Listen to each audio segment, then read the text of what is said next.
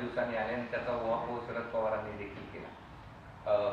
चर्चा झाली, त्यांनी जे वक्तव्य आपल्याविषयी केलं त्याविषयीची आपली काय प्रतिक्रिया आहे की त्यांनी आपल्या परखड मताबद्दल पहिल्यांदा या ठिकाणी असं बोललेले आहे? बघा, शरद पवार साहेब हे जसे या देशाचे नेते आहेत तसे आमच्या सगळ्यांचेच नेते आहेत. जसे हिंदुहृदय सम्राट बाळासाहेब ठाकरे असतील,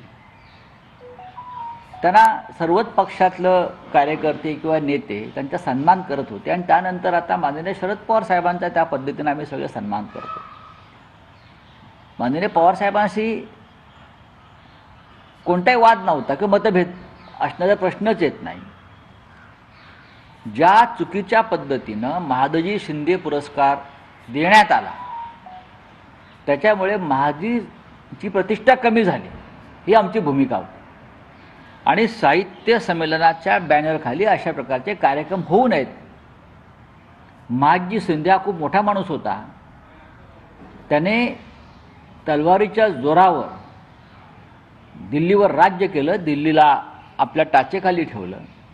त्याच्यामुळे दिल्लीशी तडजोड करणाऱ्यांना महादजीचा पुरस्कार द्यावा याला आमचा विरोध होता आणि तर आम्ही आमची भूमिका स्पष्ट केली, परखडपणे मांडली.